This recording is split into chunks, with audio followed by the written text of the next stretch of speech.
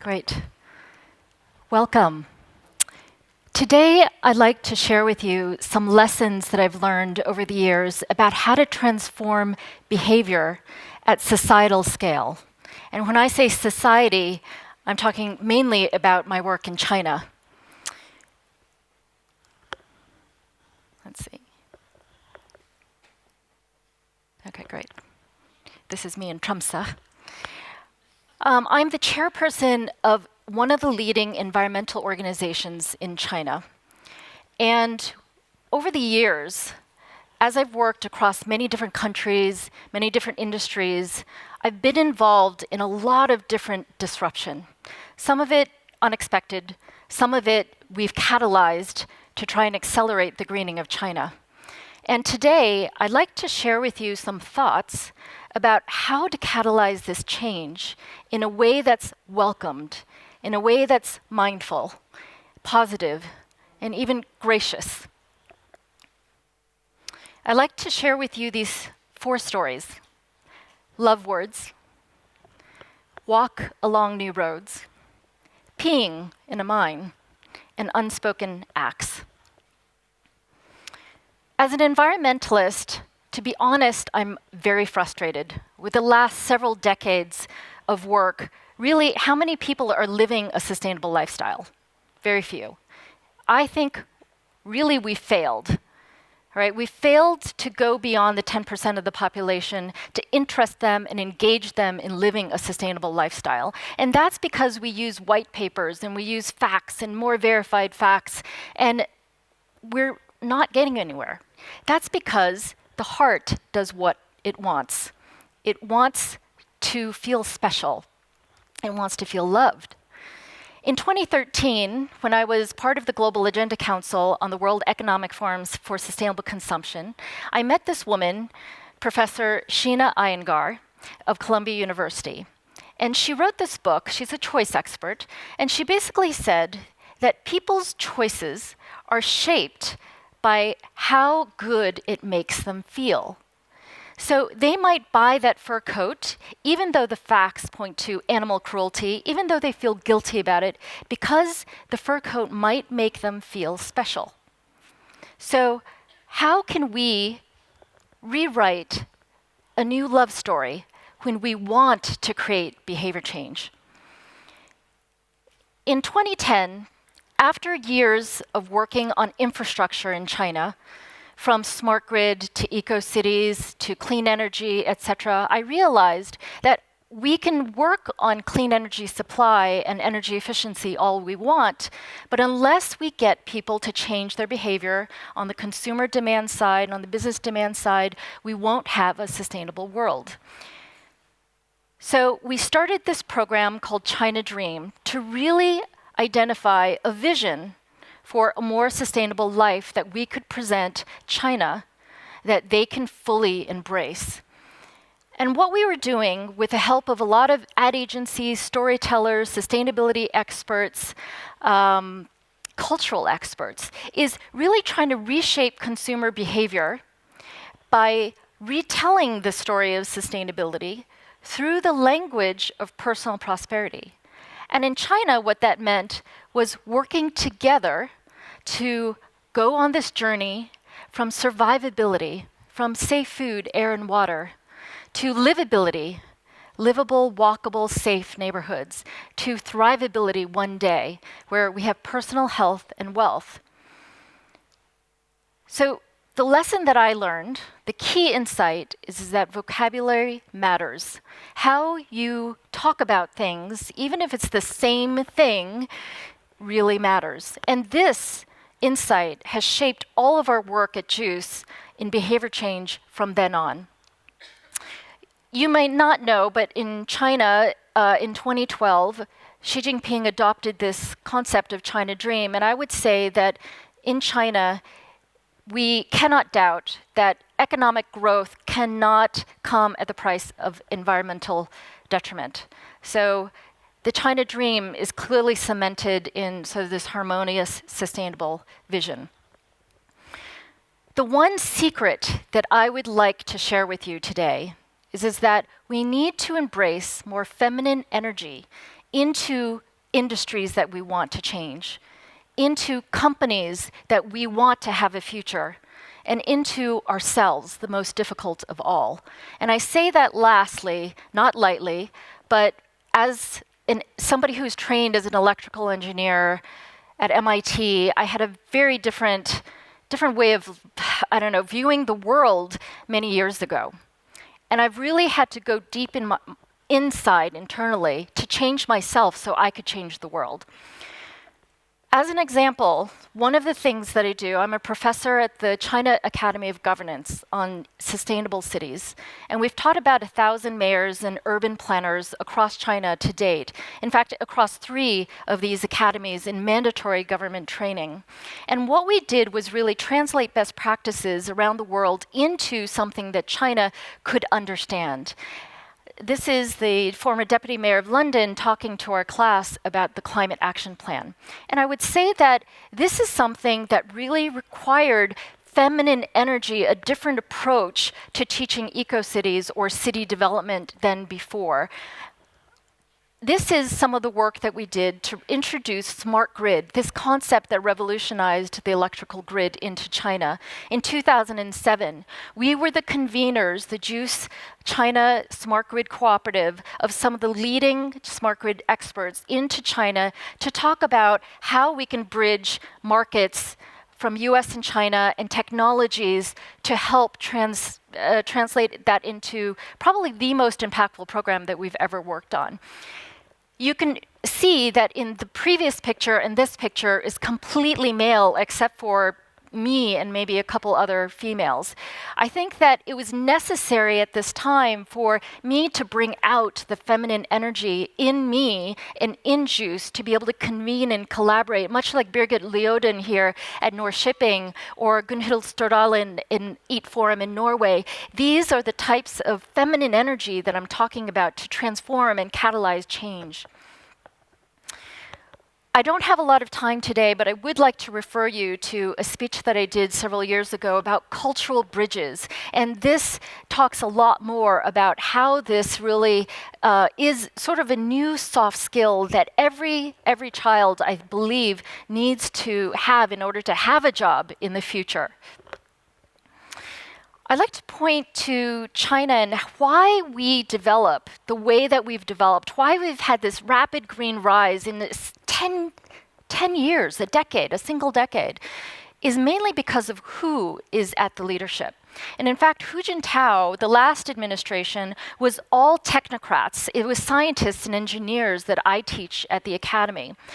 This administration is really scientists, engineers, but mainly economists. And so because of that, our growth has turned from rapid infrastructure build to smarter, more efficient growth.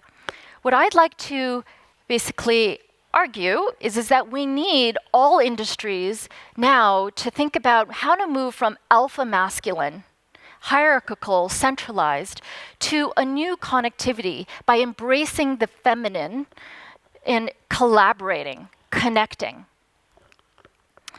The Belt and Road, which has been mentioned today a few times, is this extraordinary 50-year vision that was introduced by Xi Jinping a few years ago. And this is the ultimate connectedness. It will be the largest economic connected zone the world has ever seen through rail, through sea. And success means that we can essentially eradicate all poverty around the world. It means 80% of all GDP growth by 2050. So what is the, the intent, the motivation behind Xi Jinping's vision? A lot of people are worried that China it's really about domination. It's about bringing our goods abroad. It's about bringing our workers abroad. It's about making money at other countries' expense. But I would point out to some of the speeches that Xi Jinping and others have made in the recent Belt and Road Summit that it's more about a new story for humanity. It's not about zero-sum game. It's not about winner takes all. It's not about good and evil or you versus I. It's about us. It's about how do we succeed together. It's about not just walking behind me, in front of me, but how do we walk together? And this is a tremendous connected vision that will take more feminine energy to basically succeed, to make this vision a reality. But there's a lot of different barriers. As a woman, I speak about this frankly to you. There's a lot of different barriers for women succeeding and feminine energy to come out of men. BBC and these types of radio and TV shows, only 1 out of 5 experts are women today. I think a lot of you recognize this. So how do we make sure that we train women to be successful in media? That's something that I actually have started to do at the World Economic Forum and other places, is to use my experience and to help other women bring out their confidence and come out on stage and in the press. Sweden just released a very interesting HBR report, talked about the way that VCs talk about women entrepreneurs versus male entrepreneurs. And as a former VC myself, I can tell you that this is very much reality today, right? So the way that we speak about women and about men with feminine energy needs to be thought through carefully if we're going to be able to build these skills. One of the disturbing things that I have found since last year when Trump got elected is that sexual violation is not only pervasive, it happens to women multiple times. And for this reason, I've started phoenixrisen.org against sexual violation. We've now acted in over 10 cities around the world. And I would say that the single revelation that I've had is, and it's surprising, as a woman who actually is a victim of sexual violation, I did not realize that the attitudes that make this socially acceptable are the attitudes that are going to prevent us to have full gender parity. So one of the things that industries can do is look inside yourself and try to facilitate dialogue to address these types of issues from within. Women also need to be made comfortable. This is a friend of mine at the World Economic Forum started this called Cover Gals because she was in a mine. She was working in her family's mining company, and she found that she had no bathrooms and it was very hard to get out of her overalls to pee. So she came up with Cover Gals. Now this seems really simple, but for those women, you know what I'm talking about. It's you know, it really helps to have this type of uniform, right? Velcro to make sure that it adjusts to different sizes of waists. Another woman saw her boss was pregnant, and she came up with this wonderful high-vis workwear that's really cool, really fashionable, and even pregnant women can wear it at airports, industries, container yards, any type of place that needs high-vis workwear. So these are small things. It might seem really, really small to you, but it's a huge step for letting women be comfortable and bringing in more women into the workforce. You can even see the way they market this to women is sort of disruptive. I would say that having women design the workplaces, again, seems really small, really simple to do, but is transformative. The woman who designed these co-working spaces in Shanghai was one of the co-architects of Xintiandi, one of the most revolutionary, innovative developments in China that is now copied countrywide. And this is a comfortable, beautiful workspace. This is our office, and we're just moving in, and we're showing off our Food Heroes program to show people how to improve their diets. Doing things that are fun and what might considered, feminine, but cooking together has really transformed the way that Juice recruits. Right? We actually have people cook together at least once a week, and that bonding really has changed our workplace. In the next panel, we're going to talk a little bit about how to recruit more millennials, and I just thought I'd show you some of the faces from Juice that we've been able to recruit from the best schools all around the world.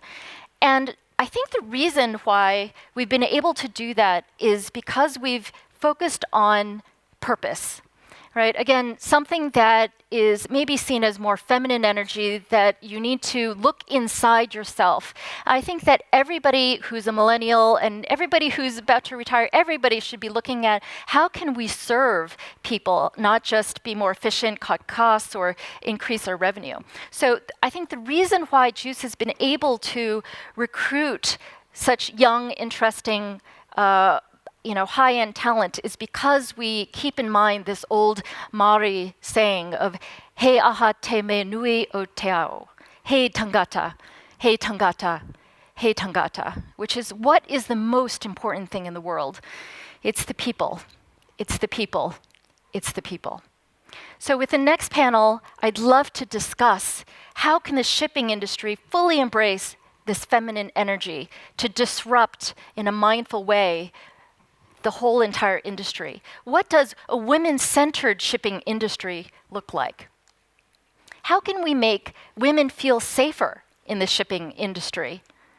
And how can we use the shipping industry as the Belt and Road is built all along the sea routes to connect not just your boats, your ships, but a whole sea of humanity?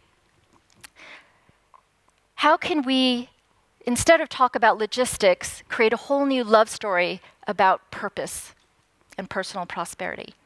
So thank you very much. I look forward to sitting with you on the next panel. Thank you.